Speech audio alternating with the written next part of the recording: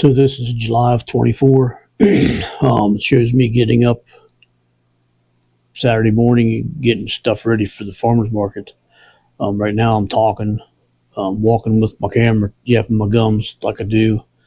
The reason that sounds off and you're hearing what I'm saying now is because my mic was messed up in this entire video. There is a few spots that I do let the videos talk during the video, and there's going to be a lot of it that's silent as well, but the sound was messed up. Most of the sound that's bad is at the beginning when it's dark out. Right now when I'm getting down here and I'm getting ready to grab my chicken feed out of the building, then we'll go feed our meat birds, second batch of meat birds that we did in 24, and I check on our 2 batches of egg layers. So yeah, I mean, this is a typical Saturday from late May to early October for us here. This is what we do. We don't necessarily always move our meat birds or feed our meat birds because we don't have them all year long, but when we do have them, this is what we do. So right there you see the chicken tractor. It's pretty dark, but you can still see it. And I hang their feet up.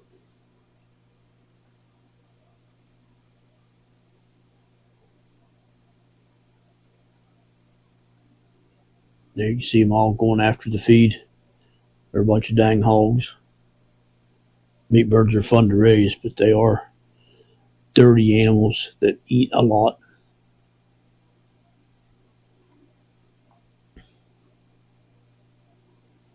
And here is our mobile egg laying coop right there. I'm checking their feed. They're in a tractor. They're fenced in with poultry netting. Checking their feed.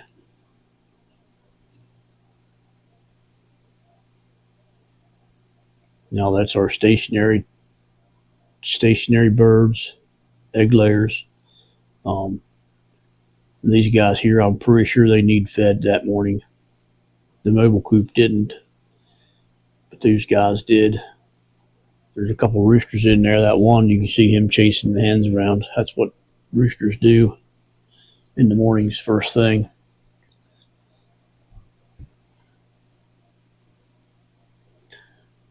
So I basically just wanted to talk about us in the mornings. It takes me a little longer to get ready on this morning than it does a lot of mornings, mainly because we don't do things the same way now as we did in 24. We take our trailer to the market on Friday evenings, set the canopy and our tables up on Friday evenings. Then Saturday mornings, all we do is load up the produce, check on the chickens, and load the produce up. As you'll see later on, you'll see us getting the booth set up. But it's a fair bit of work to do this every week. Some farmers do it several times a week. We choose to do it once a week. And they're out of feed, so now I'm going to get feed and feed them.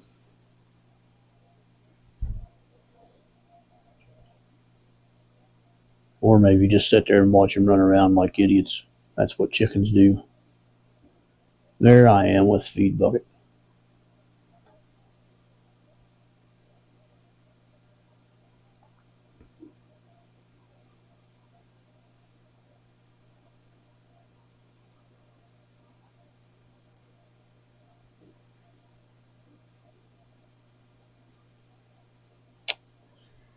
Now I'm getting ready to start loading up the car, putting plants in.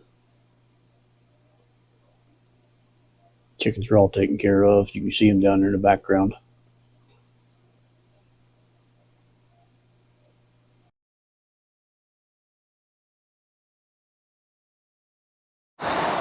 So we just got the car loaded. As you've seen her come through here a little bit. I'll show you what the car looks like.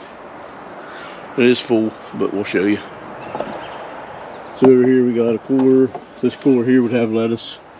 lettuce and spinach in. This here would be our money box, tablecloths, bags, notes telling you what the prices are, like the little 3x5 cards, index cards. Back here we have, this is our soaps, deodorants, and face creams. This, I think one of these has basil, and there's another one of these same big black totes. I'm not sure what's in it. Then we have vegetables in all these, peppers and that kind of thing. This here is cilantro, and this here is 2 chickens that a customer had ordered. We're taking those to the market. We're not, at this point, we're not going to take chickens. We're not going to take chickens to the market. We're going to have a sign there, and we already sold, I think we sold 19.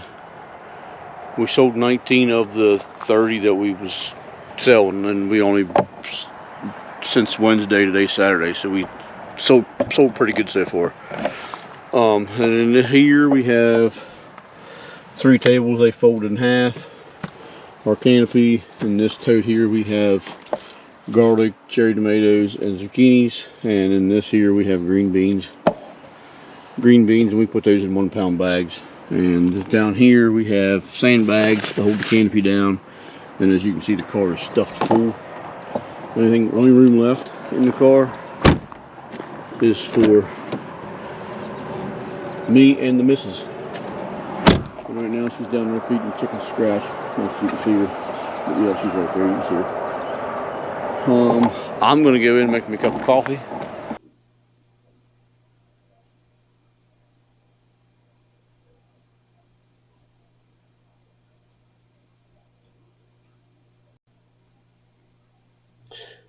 And here we are. You see to set up the tables, tablecloths, getting all the canopy set up.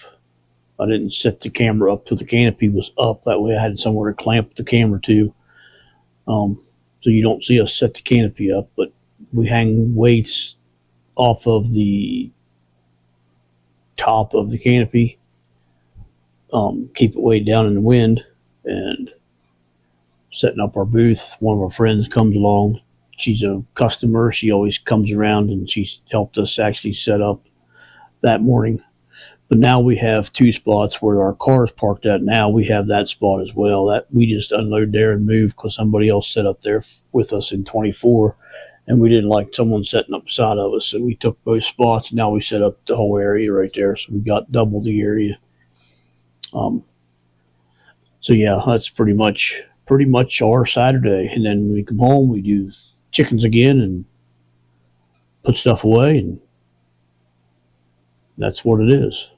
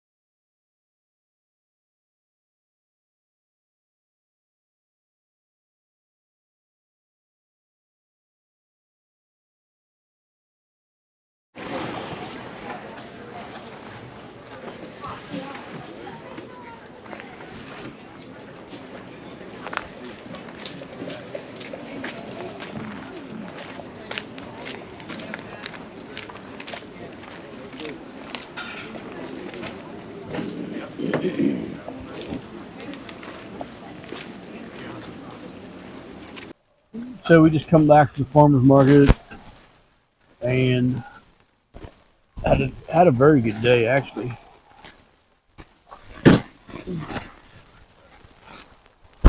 Not sure what all's left. Not hardly anything.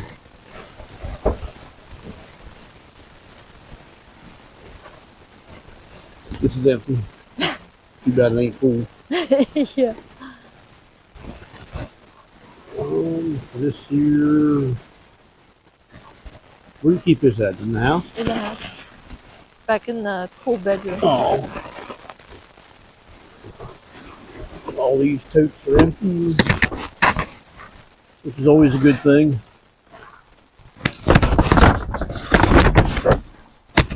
They was clear full. Yeah, they always full. About the only thing we got left is right here. Yep. 3 Cauliflower. pepperoncinis and 6 cauliflowers.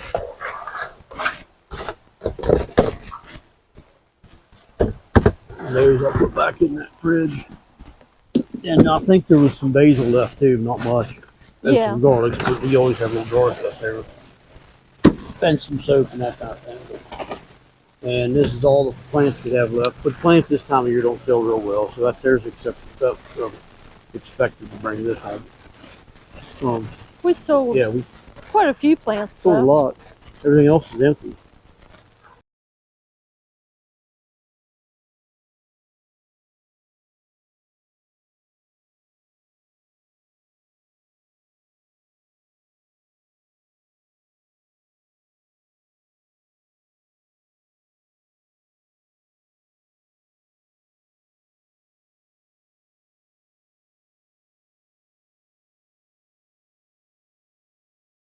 So we just finished the farmer's market, put stuff away. We stopped on our way home actually, got a bite to eat. But anyways, I just wanted to thank everybody for the business we got this year so far. This today was our best farmer's market actually ever. Not just this year, but ever. What's in this tray here is mixture of fishing mulch and water mix. And before we plant, normally, not always, but before we plant, we always take our trays that our basil's in or whatever's in, and they got holes in the bottom, as you can see, and we stick them down in here and let them soak that up. Let it soak it up, and now you see it dripping out of there, so you know you got a fair bit, not a lot, but a fair bit. You can always, if that don't suit you, you can always take these, snag together. You can always take these 4-packs out and stick them in there like that and let them soak up that way. It seemed to me they weren't getting a lot up in them. And the bottom of these are got holes in them as well. And this fishy emulsion does stink. As anybody that uses it knows, it's pretty nasty.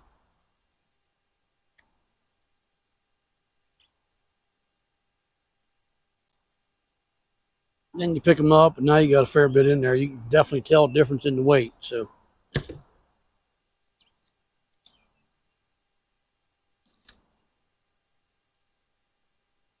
that's 32, and this here's only 28 in this one because we're missing one 4-pack. Which, whenever we decided how many we was going to plant, I'm sure we knew what it was.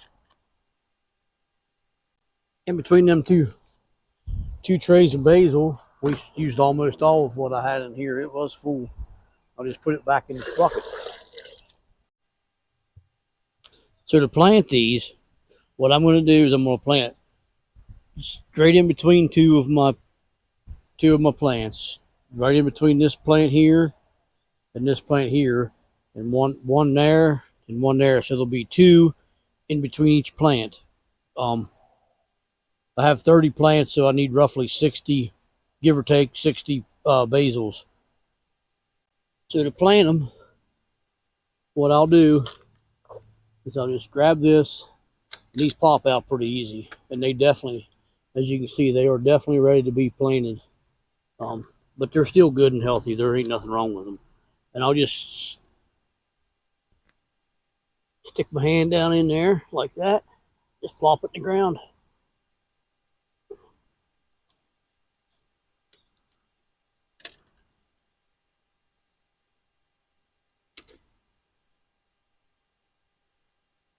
And I'll go through and do this about 58 more times, and I'll have this bed made.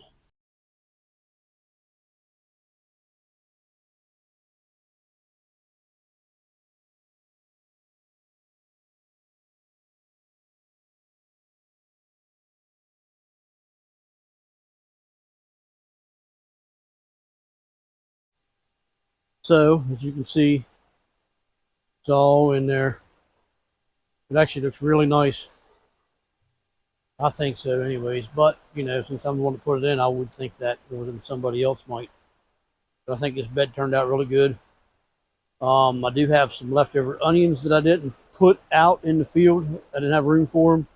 So I may end up planting some of them in through here yet. I'm not 100% sure on that. One thing for sure, all these plants that are in here now grow straight up. They don't bush out.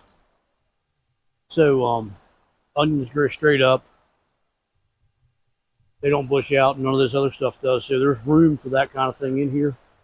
Probably what I'll end up with, putting them in. But I think all in all, it turned out really nice. I think it looks good.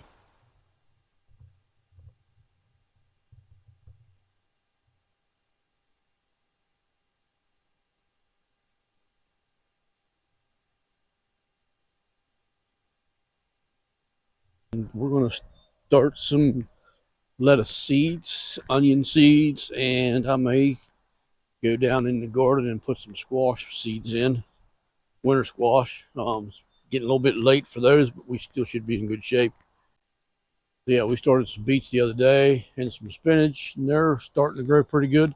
Spinach is looking real good. The beets, not quite so much, but they was just started. I don't know when they were started actually, but less than a week ago.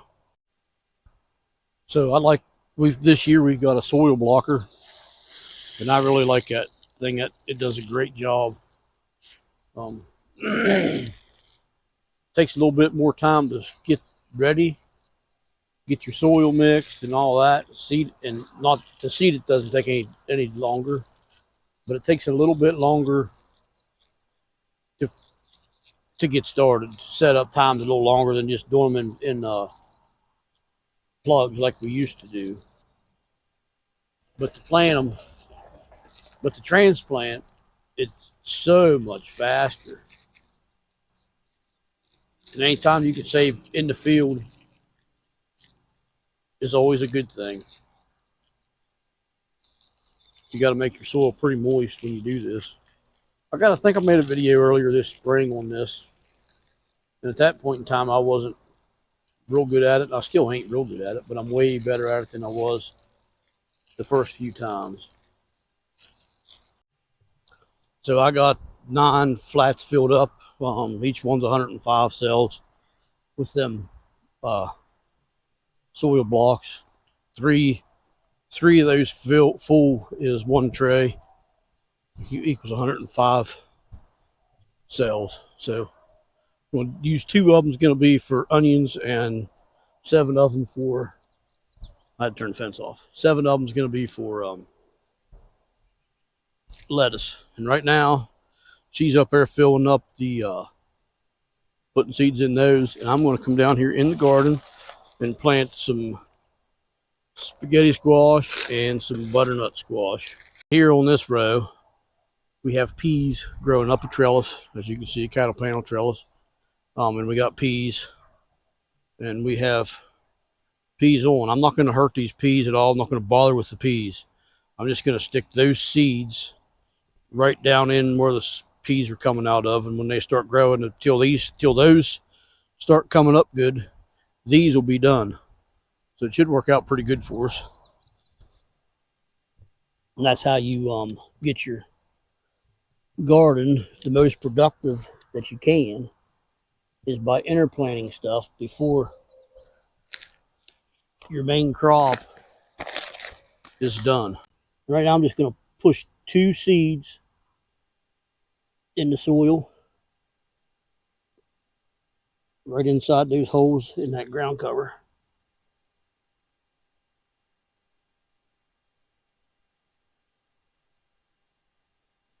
Here's my homemade fertilizer. All it is basically is just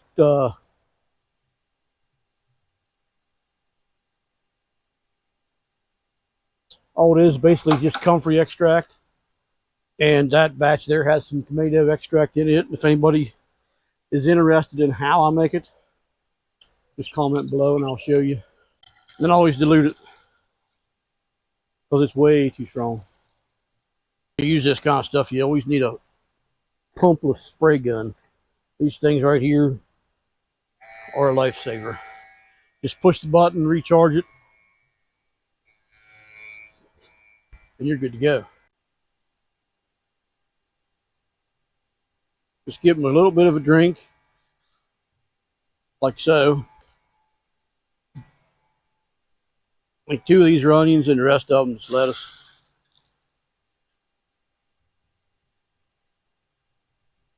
After we do this, then we'll go through,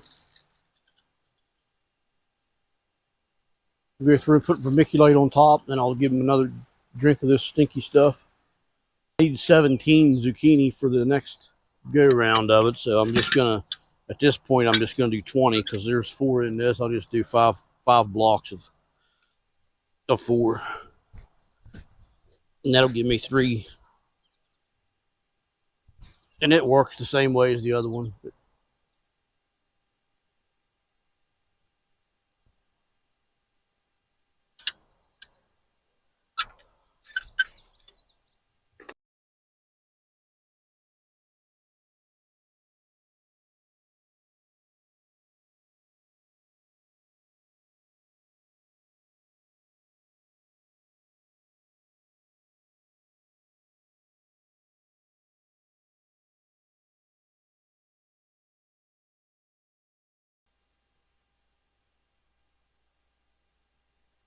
These are new seeds. I'm only gonna put one in each cell.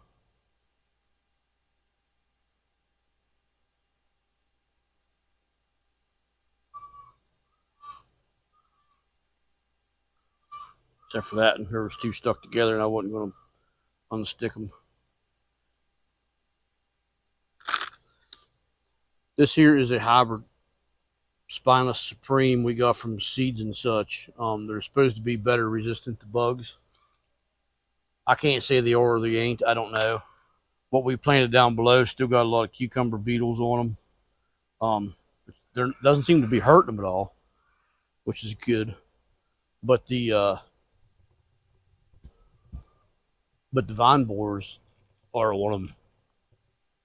Probably as bad as they ever been. Maybe not quite as bad as they ever been, but one plant already died from the vine borers. So I'm not spraying it this time. I'm just going to put a little bit in the bottom of our homemade fertilizer. If anybody wants to see how I make that, comment that below, and I will gladly show y'all. I have a few videos out on it, but I don't know if I have anything into good detail on how I make it. And the videos would be several years old too, so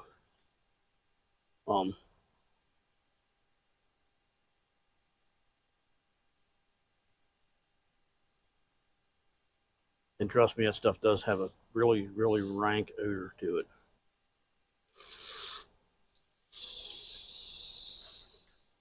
A little drink on top. For the most part, we'll bottom water these as we do most of our seed starts.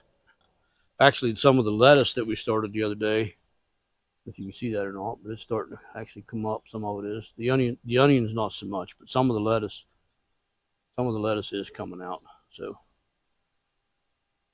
and it looks like comfrey's starting to pop. Some of it's not. Of course, you didn't see that in the video. This is old spinach that I started a few weeks ago. Some kale. I need to get those in the ground. Beets and more beets. And then my tomatoes in the greenhouse, man. Look at them. I'm vertically challenged and all, but them things are way taller than I am. Once you know for sure this is what you want to do, I wouldn't start out with a CSA or a restaurant customer. I would start out at the farmer's market, or a produce stand at your house if you're in the suburbs or in the city where you can sell from home. We do sell some from home, but it's hard because there's too many farms around and we're off the beaten path. And there's Amish that have produce stands everywhere, and that's where everybody goes, which is fine. So we go to the farmer's market. But you need to know, like I said, you need to know all that stuff ahead of time. You need to know, go to farmers markets in your area or where you want to sell from and see what farmers are selling. and they're selling what they're selling. Experienced farmers are selling what they're selling for a reason. Don't go to a farmer's market thinking you're going to grow whatever. Just for example, say if everybody in your area eats zucchini like here, and you want to grow crookneck squash, it ain't going to sell. No one's going to buy it. We tried. I know some people that eat it. I personally like zucchini better, but I'm not a big squash fan. Yeah. Of either one. But it ain't going to sell. I mean, you're not going to sell. You're not, and the same is the other way around. People buy what they buy. People sell what they sell for a reason. There is a few crops that you can grow that will sell probably anywhere in the U.S. I don't know about in the world, but probably anywhere in the world, I would assume, would be salad greens. I don't think you would have an issue selling that any place, but you need to learn how to grow it by bulk, not just enough for your family. Yeah. You got to know when to harvest. You got to know when new to put in. When to put in new. With salad, with lettuce, greens, we try to harvest from each crop 3 times, and after the 3rd harvest of it, get rid of it because it's just taking up space. It's not going to produce as well. It's not going to be as good of lettuce. And make sure you have it planned that your new plants are ready big to enough. Harvest before your old plant comes out. Yeah. What we need to start doing, which it took me 7 years of doing this to finally figure out how to keep lettuce on the shelf every week. And this year we picked up a restaurant that we never had before. So we're pretty much doubled our lettuce production this year in the middle of the season. Yeah. And we still can't keep up with what we need. Yes. And we have 3 beds all summer from when we got that till now. We have 3 beds of lettuce all summer. And we still don't have enough lettuce. And we still don't have enough. No, we don't. So that's the same with any crop, like green beans. If you want to do green beans, I would suggest finding out what kind grows well. We use for bush beans, we grow providers. They're early, they're often, and they're great. Yeah. They're hard on your back because you got to bend over to pick them. Next year, we're going to try to find a pole bean that's as good so we can stand up. We're getting old. The pole bean we did this year, Kentucky Blue, grew really good. It does, but it doesn't reproduce as quick as the bush beans. The providers, every week, you're going to get a lot of beans. Yeah. Yeah. And they're about the same as lettuce. You probably harvest those 3, maybe 4 times out of a row. Yeah. If you keep them watered and everything. Yeah. But all that being said, there's a lot of time in harvesting lettuce, washing lettuce, packaging lettuce, growing lettuce. There's a lot to it.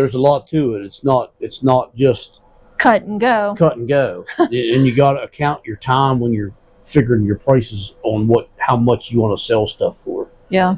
Green beans the same way, but we don't wash our beans. We just package them up. We pick them, package them, and sell them because you're gonna snap them and wash them before you. Yeah, and that the customer can do. The customer will do that on their own. They're going to do it anyways. They're probably going to do the lettuce too, but you don't want to take dirty lettuce to the farmer's market. Exactly. That's just nasty. Yeah. I want to throw something go ahead, in there. Throw in whatever you want. When we started and decided to take to the farmer's market and stuff, I wanted to, just like with the plants, I wanted to do certain things, like he had said, the crookneck squash, and the other vegetables that we like to eat and take, thinking, oh, if we like them, everybody will like them. So we took, and they didn't sell. Mm-hmm. So just because you like them and your family likes them and your extended family likes them or your neighbors, doesn't mean that everybody that comes to that market that you want to start setting up at will like it and will come every week to buy it. Right. You need to then just keep that put aside for you and your family, and just take what you know works and sells, and take notes every week. Every week, take notes of what sold, what time you sold out of each everything thing. you sell out of, you either sold out of it for one of two reasons. One, you didn't have enough product, you sold out of it, or two, your price was too low. Too low, yeah. One of them two reasons is why you sold out. Which, selling out's really good. Selling out's good, but me personally, I would rather bring back a couple bags of lettuce or a couple bags of beans and hear people talk about, did you see how much that cost? And not buy it. And most people buy. That's when your profit's going to be higher. Yeah. And I think we could probably raise the price of our beans and lettuce. Then maybe next year we'll talk about that and do that some. But yeah, you sell out for one of two reasons. One of them's either your price is too low or you don't have enough product. Yeah. If your price is where you need it at and you have enough product, you should bring back a little bit of stuff. It's always nice to sell out and sell it at the price you want to sell it for, not the price that the person right next to you is selling it for. Because at our market, we're dealing with all the Amish and their prices, right. And they sell for way less. They do sell for way less than, not all the Amish. Yeah, not all of them, but a lot of them. And it's hard to compete. And at first, I thought, well, to compete, we can't have ours clear up here and their price is clear down here because nobody's going to buy yours. And he kept telling me to do this, we need to sell it at the price we need it for. Mm-hmm. So we need to market at that. Yep. I was like, okay, I gave in because I thought there's no way. I'll tell you something too. Our lettuce price is probably double anybody else's at the market. Yeah. And we sell out every week. Yeah. We sell out and nobody complains. They get one bag, 2 bags, and they come back every week for another 1 bag or 2 bags. Yep. And we just can't keep it on the table. Same goes with the spinach. But ours is washed, ours is fresh. We have a walk-in cooler. Yeah. The Amish don't wash theirs. I'm not going to say it's not fresh, but they don't have a walk-in cooler. Yeah. Unwashed, and when you first harvest your lettuce, you need to either get it in cold water instantly or put it in the cooler so it cools off. You got to get the field heat out of that stuff or it's not going to last. Our lettuce, I dare to bet that our lettuce, if you would buy it at our market, would last 2 weeks in the refrigerator. This past week, somebody said that their lettuce they got from us lasted 2 weeks. And they wanted to get another bag because they knew they was going to finish it up, and they wanted to get another bag of it because they couldn't believe how long it lasted. But there is a fair bit of time in growing lettuce. Yeah. In your wash pack, planting it don't take that long. You can you and I can plant a whole 50-foot bed of lettuce in 15 minutes probably. Yeah. No time. It doesn't, but to harvest it, you're spending half hour a week harvesting, and you're probably spending an hour washing it and packing it every week. Probably a little longer. Yeah. Depends on. So that time has to go into your price. Yeah. Has to. Plus, you have to. How are you going to dry it? Right. Because I bought. Right. We got a certain big tall spinner thing, and it's like the best thing to use for that, but that costs some money, and but it saves time, and and everybody loves how our lettuce turns out. Mm-hmm. So but you have to one thing too is your first year you do this, don't get discouraged if you don't make any profit. Or if you make very little profit. You need to learn. Your first year is going to be learning. Your second year, ramp up a little bit if need be. but keep it small. Stay when you're growing to sell. Don't go big at first. Don't grow as much as you think you can. Yeah. Or you'll burn out. I mean, you're going to burn out easily. We never did do that. We always stayed kind of small. Gradually went bigger. This year we're growing more than we ever have, and our profits are showing that. Yeah. And we're not working no more than we did last year because we got our systems down. I mean, we Plus, you're coming home and yeah, earlier and helping get a lot of stuff done that it was just me before. So if it's just you doing it, put that into account with how long it takes to you to do each separate thing. I mean, how long does it take you to pick the beans? How long does it take for you to cut and wash and dry all the lettuce? Because if it's just you, it's going to take a whole lot of time to get everything done. It will. People at the farmer's market likes variety. To a point. To a point. You don't want to have, we learned you don't want to have like beets. You don't want to give too many choices. With anything. Like if with the beets, we never done that with produce, but plants stuff. And it took me a while to get that through someone's head. That you can't have 15 different varieties of tomato plants. True. Because people's not going to buy any of them. They're going, I want to, maybe that one will be good. I'll just go somewhere. Then they leave. They don't even buy them. They have too many choices. Yeah. You need to limit their choices on what they can see on your table. Yeah. Yeah.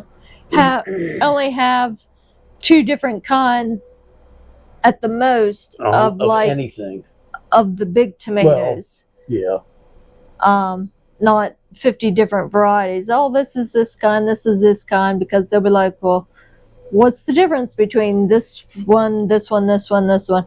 And then they'll end up walking away. You need to learn your crops too. Oh my gosh, yeah. If you're going to sell them at the market, you need to. You need to know everything about it. Being a grower is a small part of it. Yeah. You have to be able to talk about them. Yeah. You have to. Yeah, because like this past week, we took sunchokes, and that's just something for in the fall to dig up and take. And I don't even know how many times somebody asked, what is a sunchoke? And so I told them the original name for it, the perennial sunflower, Jerusalem artichoke. And then I went through the whole spew of what it is, the edible tubers, and my mom was working with me, and she's like, you said that like 50 times already to people. She's like, I think I know what to tell people now when they asked. And I was like, well, if you don't, something's wrong, because it's like on rewind in my head. We sold a fair many of them. Oh, yeah. We weren't going to take any this year, but we were asked the week before. Yeah. Well, I bought Jerusalem artichokes off you last year about this time. Are you going to have this year? It's like, yeah, I'll have some next week. So I dug some up. And I'll dig more up tomorrow or Friday one. So you definitely need to know the crop. You need to know the crop. So you can tell them about it, because I don't even know how many people ended up buying then because their curiosity got the best of them of, that's a neat crop. I want to plant that and see how it turns out for me. And next year maybe we'll sell more of them. Yeah. But maybe, I don't know, though. I was thinking about not even growing any. I know. But yeah, know your crops.